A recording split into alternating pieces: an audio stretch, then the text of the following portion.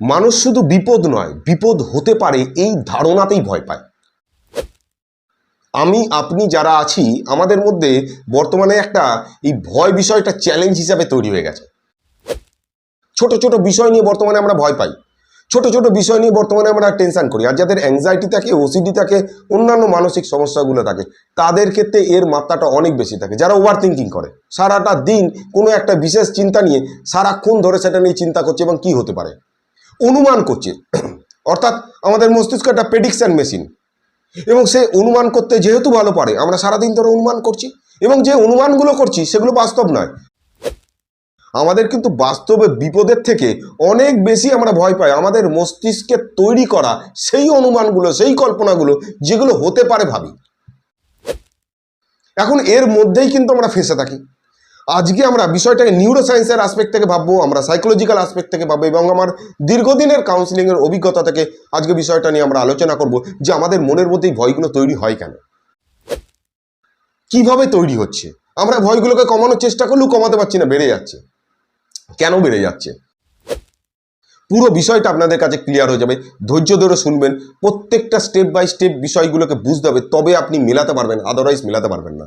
এখানে সম্পূর্ণ বিষয়টা বিজ্ঞানের ওপর নির্ভর করছে, এবং টোটাল বিষয়টা সাইকোলজিক্যাল আসপেক্ট থেকে যদি আমরা ডিসকাস করি তাহলে বুঝতে পারবেন আমাদের যে ভয়গুলো আছে সেগুলোর পেছনে অনেকটা আমরাই কারণ। আমরা বর্তমানে খুব একটা বেশি যে বিপদগ্রস্ত ফ্যাক্টরের মধ্যে আছি তা না, যেটা আগেকার দিনে আমরা ছিলাম। আমরা আগেকার দিনে জঙ্গলে থাকতাম, বাঘ ভাল্লুক দুনিয়ার জীবজন্তু ছিল, আমাদের খেয়ে নিতে পারতো। বর্তমানে সেগুলো কিন্তু নেই। তার সত্ত্বেও আমরা কিন্তু সারাক্ষণ ধরে ভয় পাচ্ছি। এবং আপনি যদি ভালো করে লক্ষ্য রাখেন যে আমরা রাতে যখন ঘুমোতে যাই তখনও আমরা কিন্তু ইনসিকিউরিটির মতো থাকি। আমাদের রাতে ঘুমটা হবে তো, হঠাৎ করে দেখবেন যে কখনো কখনো আমাদের শরীরের মধ্যে কিছু অনুভূতি তৈরি হয়। আমি চিন্তা করিনি, আমি টেনশন করিনি, হঠাৎ করে বুকটা ধড়ফড় করা শুরু করলো, মাথাটা ঘোরা শুরু করলো, চোখটা অন্ধকার হয়ে গেল, হাত পা ঝিনঝিন করছে, মনে হচ্ছে হাতে জোর পাচ্ছি না, মুডটা অফ হয়ে গেল, সারাক্ষণ এবার শরীরটা নিয়ে ভাবতে শুরু করলাম। এমনটাই ঘটে। হয়তো পারে আমি আপনার মনের কথাই বলছি। অ্যাংজাইটি বা ওসিডি বা ফোবিয়া বা প্যানিক ডিসঅর্ডারের মতো ক্ষেত্রে দেখা যায় যে আমরা সারাটা দিন ধরে আমাদের বডিটাকেই মনিটরিং করা শুরু করি, আমাদের শরীরটাকেই মনিটরিং করা শুরু করি, আর মনিটরিং করা শুরু করি। সেই চিন্তাটা আমার আসছে না তো, সেই চিন্তাটা আমার আসছে না তো। তো মস্তিষ্ক একটা প্রেডিকশন মেশিন, সে সারাক্ষণ প্রেডিকশন করবে কি নিয়ে? ভবিষ্যৎ নিয়ে। আপনি চান অথবা না চান, এটা তার কাজ। এবং আমাদের মস্তিষ্ক তিনটে প্রশ্নের উত্তর বারবার জানার চেষ্টা করে। আপনি মেলান, এই তিনটে প্রশ্নতেই আপনার সারাক্ষণের চিন্তা চলছে। আর যদি অ্যাংজাইটি থাকে বা ডিসঅর্ডারগুলো থাকে তাহলে তো সারাক্ষণই এটা 100% চলছে। প্রথম প্রশ্ন, সামনে কি হতে পারে, অর্থাৎ আমার নিয়ার ফিউচার অথবা ফিউচারেতে আমার কি হতে পারে, কি ঘটতে পারে, কি ঘটনা ঘটবে নিয়ার ফিউচারেতে, এমন কি হতে পারে যার ফলে আমাকে এখন থেকে তৈরি থাকার দরকার, এখন থেকে ভাবার দরকার। আপনি সেটাই ভাবছেন। সকালবেলা ঘুম থেকে ওঠার পরেই আপনার সারাদিনের যে প্ল্যানিংটা তৈরি হচ্ছে কিসের জন্য, বিকেলবেলা কি করবেন, সন্ধ্যেবেলা কি করবেন, 10টার সময় কি করবেন, সারাক্ষণ সেই বিষয়টা নিয়ে ভাবছেন। অর্থাৎ আমরা অনুমান করতে পারি খুব ভালো আমাদের ভবিষ্যতে কি হবে, আমাদের সামনে কি হতে পারে, ব্যাপারটা নিয়ে আমরা অনেক বেশি ভাবি, এবং যার ফলে আমাদের অ্যাংজাইটি তৈরি হয়। দ্বিতীয় প্রশ্ন, আমাদের মস্তিষ্ক বারবার জানার চেষ্টা করে আমি কি নিরাপদ। এই ফ্যাক্টরটা সব থেকে বেশি, অর্থাৎ আমরা ইনসিকিউরিটির মধ্যে সবাই ভুগছি, সবাই। আপনি যে জীবন বিমাগুলো করেন কিসের জন্য? ইনসিকিউরিটি থেকে বাঁচার জন্য, আর অন্য কোনো কারণ নেই এর পেছনে। আপনি হেলথ ইন্স্যুরেন্স করছেন কিসের জন্য? ইনসিকিউরিটি থেকে বাঁচার জন্য। আপনার যদি শরীর খারাপ হয় আপনি কি করবেন, কোন হসপিটালে গিয়ে ভর্তি হবেন, কোন ডাক্তারকে দেখাবেন, পয়সা কোথা থেকে আসবে, সমস্ত জিনিস চিন্তা করে আপনি করছেন। অর্থাৎ অ্যাংজাইটি আপনার মধ্যেও আছে। অ্যাংজাইটি নেই বর্তমানে এমন খুব কম মানুষ আছে। সব মানুষেরই কম বেশি অ্যাংজাইটি থাকে। হ্যাঁ, কিছু মানুষের বেশি থাকে, কিছু মানুষের কম থাকে।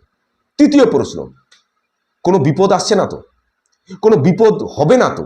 এই যে কোনো বিপদ হবে না তো, অর্থাৎ বাস্তব বিপদের থেকেও মস্তিষ্কের দ্বারা তৈরি করা আনুমানিক বা কাল্পনিক বিপদকে আমরা অনেক বেশি গুরুত্ব দেওয়া শুরু করেছি।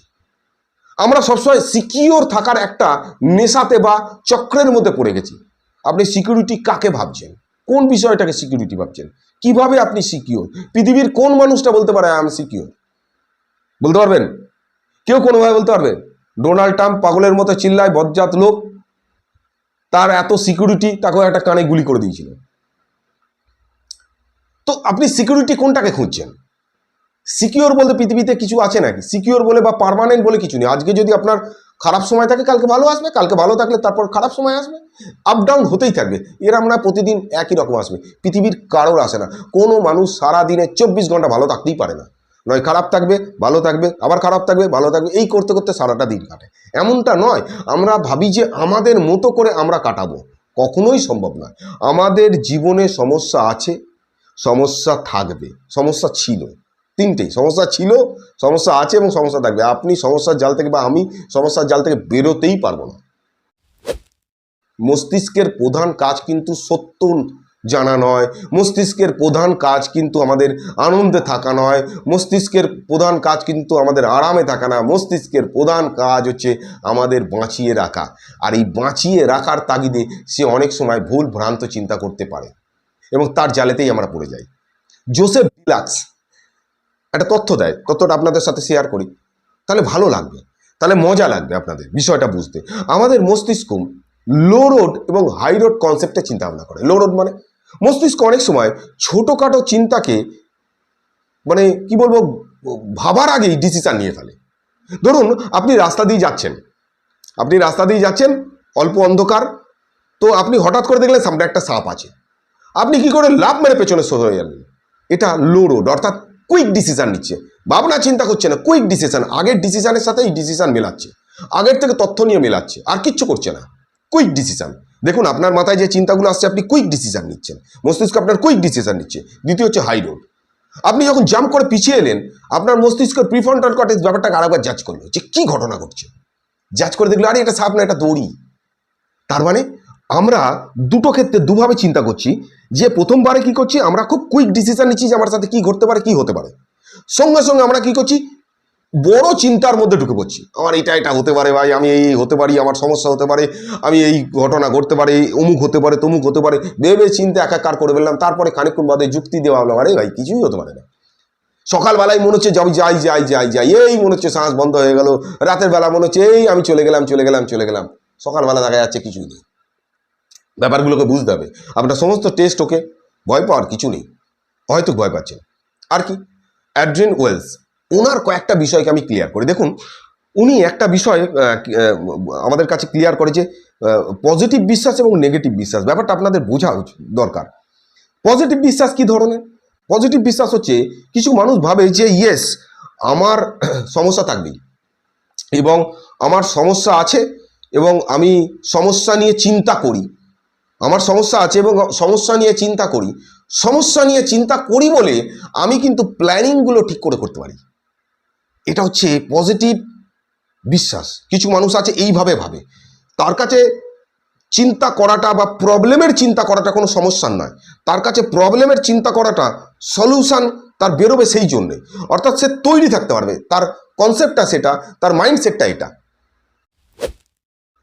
আর এক ধরনের মানুষ, কারা সেটা উত্তর দেবেন, হতে পারে আপনারাই, এক ধরনের মানুষ যারা এই বিপদের চিন্তা, ভয়ঙ্কর চিন্তা, এই বিষয়টাকে দেখে যেটা মারাত্মক বিষয়, এটা আমার চিন্তা করাই উচিত না, প্রবলেমটা হয়ে যায়, মাইন্ডসেটটাই অন্যরকম থাকে।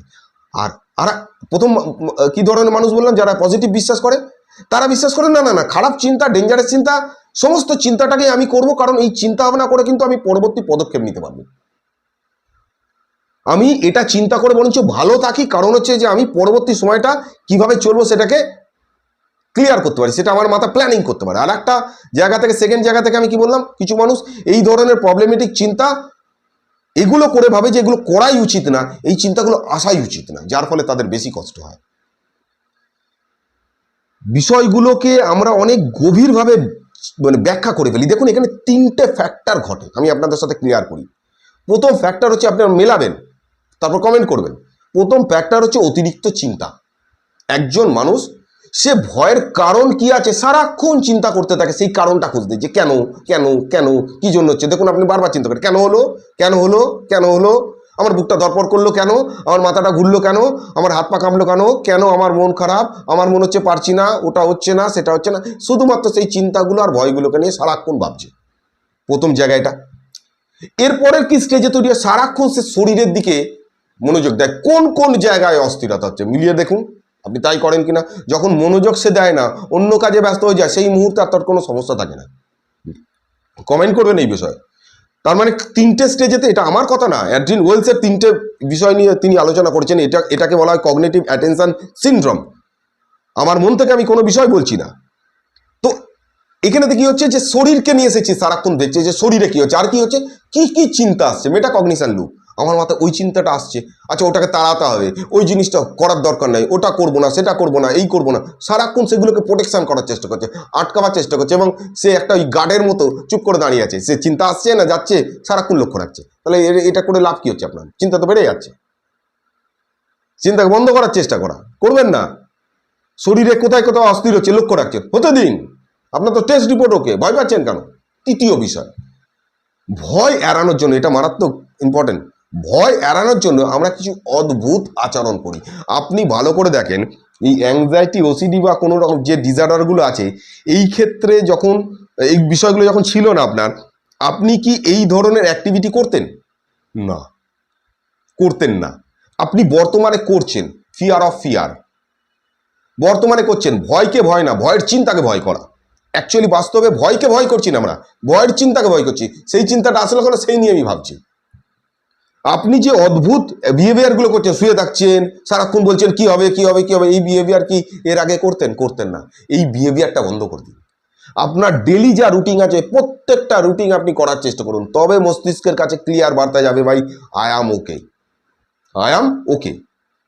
এবার কি হচ্ছে, কোনো একজন ব্যক্তি যার একটা চিন্তা আসলো, একটা, যে আমি ব্যর্থ মানুষ, আমি হতাশ, আমার হার্ট অ্যাটাক হয়ে যাবে, আমার পারিবারিক সমস্যা হবে, আমার ছেলের শারীরিক সমস্যা হবে, আমার হাজব্যান্ড ওয়াইফের সঙ্গে ঝগড়া হবে, হাজব্যান্ড ছেড়ে চলে যাবে, অন্য সম্পর্কের বিষয় নিয়ে চিন্তা আসে, বিভিন্ন চিন্তা আসে, রিলিজিয়াস ওসিডির চিন্তা ভাবনা আসে, আমার প্যানিক হবে, আবার হবে, এই নিয়ে চিন্তা আসে।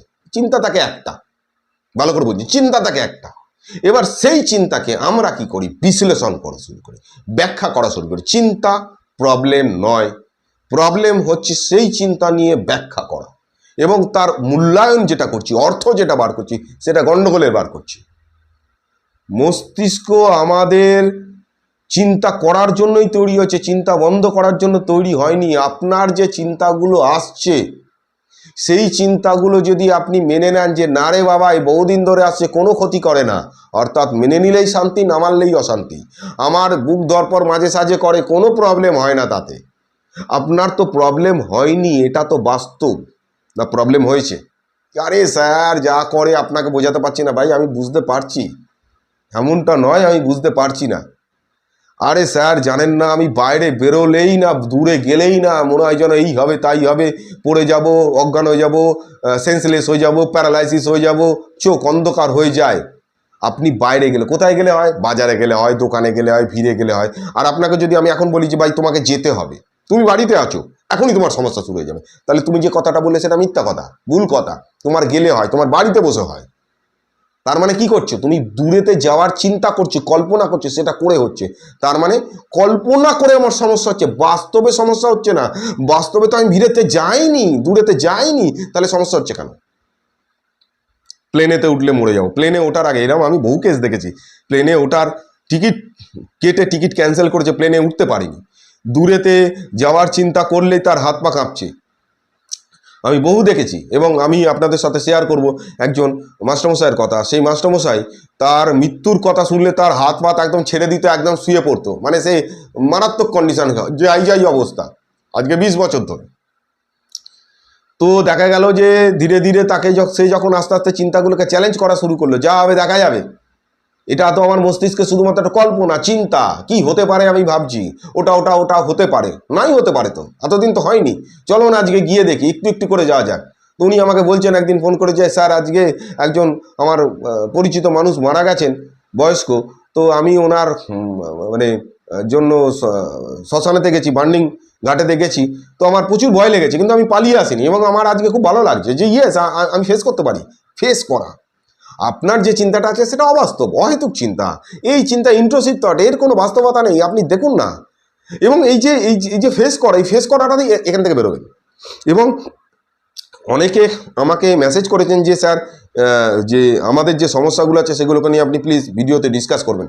আবার অনেক ক্ষেত্রে আমি দেখি যে অনেকে বলে যে স্যার মানে ইউটিউবের কমেন্টসেতে আমরা যে কমেন্টসগুলো লিখি সবসময় ভালো করে লিখতে পারি না, বা আমিও সেইগুলোকে পড়তে পারি না, কোথায় হারিয়ে যায় বুঝতে পারি না। তার জন্য আমি একটি কি বলবো গুগল সিট করে দেবো। সেই সিটের মধ্যে আপনারা আপনাদের সমস্যাগুলোকে লিখে দিতে পারেন। আমি চেষ্টা করবো সেই সমস্যাগুলোকে নিয়ে ভিডিওতে বলা, যাতে আপনাদের হেল্প হয়। এবং সবসময় কাছাকাছি একজন সাইকিয়াট্রিস্টকে দেখাবেন, কাছাকাছি কাউন্সেলিং করাবেন প্লিজ। আর এই মানে সিটটাকে আমি নিচে দিয়ে দেবো। যদি আপনাদের মনে হয় যে আপনারা আপনাদের সমস্যাকে জানাবেন, সেই সিটে লিখে বিস্তারিত লিখে রেখে জানাতে পারেন। আমি চেষ্টা করবো আপনাদেরকে তার অ্যান্সারটা সমস্ত কমেন্টগুলো পড়া, কারণ একই জায়গা থাকবে, কমেন্টগুলো আমার পড়তে সুবিধা হবে এবং পড়ে আমি আপনাদেরকে তার সেই নিয়ে ভিডিওগুলোতে উত্তর দিয়ে দিতে পারবো। আর যেটা বলছিলাম যে মাস্টারমশাই ফেস করে এবং ফেস করতে করতে সে গর্ব অনুভব করে, ইয়েস আমি চেঞ্জ করেছি নিজেকে। তো এইটাকে ফিল করা, যে চেঞ্জ করার মানসিকতা তৈরি করা। আপনি বাড়িতে বসে থাকলে তো সমস্যার সমাধান হবে না, আপনি বাড়িতে বসে থেকে তো সমস্যার সমাধান করতে পারবেন না। আর একটা জিনিস মাথায় রাখবেন, যে সমস্যা নেই সেই সমস্যাকে আপনি সমাধান করবেন কি করে? আপনি তো হাওয়াতে তলোয়ার চালিয়ে তো আপনি শত্রুকে মারতে পারবেন না, যদি শত্রু নাই থাকে। যদি শত্রু থাকে তার সঙ্গে মোকাবিলা করতে পারবেন। এখন আম গাছে আম হয়নি আর আপনি ভাবছেন যে আম পারবো, সেটা কিভাবে সম্ভব? সম্ভব নয়। তো আপনি সারাদিন বসে থাকুন, সারাদিন আম পাড়ার চেষ্টা করুন, কিন্তু আম আপনি পারতেও পারবেন না, খেতেও পারবেন না। বাস্তবে তো এটা। তো আপনাকে ফ্যাক্টরটা বুঝতে হবে ক্লিয়ারভাবে, এবং আপনাকে বিষয়টাকে খুব ভালো করে হ্যাবিটের মধ্যে নিয়ে আসতে হবে। এবং এটাকে করার জন্য যেটা করতে হবে, আপনাকে লিখতে হবে বস।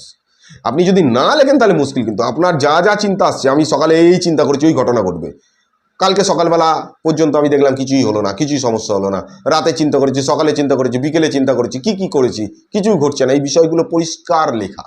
তাতে কি হবে, আপনার মস্তিষ্ক বুঝতে শিখবে 1 মাস পরে, 2 মাস বাদে, যে আমার কিছুই হয় না এই চিন্তাগুলো করে। এবং একটা অদ্ভুত একটা দেখবেন আপনি আপনার সাহস অনুভব করছেন, এবং আপনার যে চিন্তার জালটা আছে এর থেকে বেরিয়ে যাচ্ছেন। চলুন নেক্সট ডে আমরা আরও বিষয় নিয়ে কথা বলবো, আরও বিষয় নিয়ে জানবো। এবং আপনারা, আমি যেটা বললাম, গুগল সিটেতে আপনারা আপনাদের সমস্যা লিখতে পারেন, আমি চেষ্টা করবো উত্তর দেওয়ার। Thank you very much.